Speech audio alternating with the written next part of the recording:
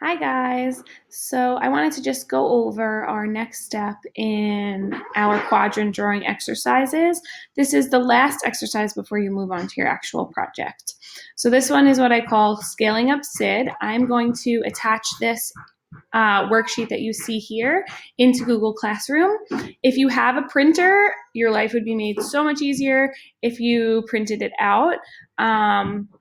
If you don't have a printer, you'll just have to be drawing this rectangle out on a piece of paper. You don't want to use a full sheet of paper. I would maybe like fold a regular size piece of paper in half and then draw a vertical line of symmetry and a horizontal line of symmetry. I wouldn't use a whole piece of paper. That's too big. You don't have to do it that big. Okay, but if you have a printer and you can print it, I think that would be probably your easiest bet. So the next step here is to draw this little guy named Syd. He's just this made up little guy.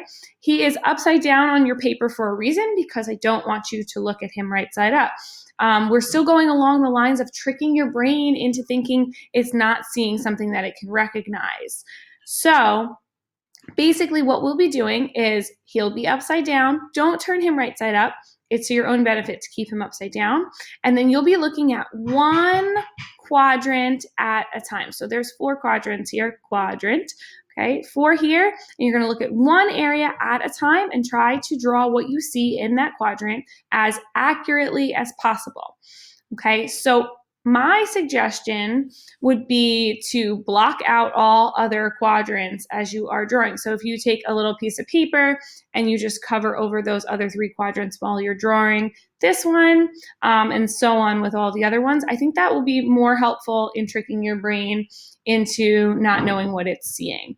Another helpful tip is that you could break down the boxes even smaller than they are here. So you obviously have 4 boxes, but you could break down each quadrant into 4 more boxes by drawing another vertical and horizontal line of symmetry on the reference picture and on this quadrant right here.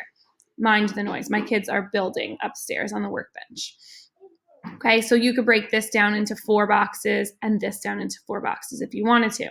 And then all you're going to do is with a pencil, draw what you see in each box. I want you to keep one thing in mind. You want to make sure that your size, your scale, is the same within the rectangle on here as it is over here rather, as it is over here.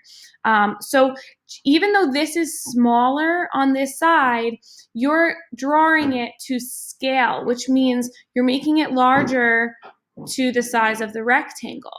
This rectangle is bigger, so your drawing of Syd will be bigger over here. Okay, so see how much negative space there is around Syd? The same amount of negative space should be over here. I'm sorry, my kids are being so loud. The same amount of negative space should be around over here.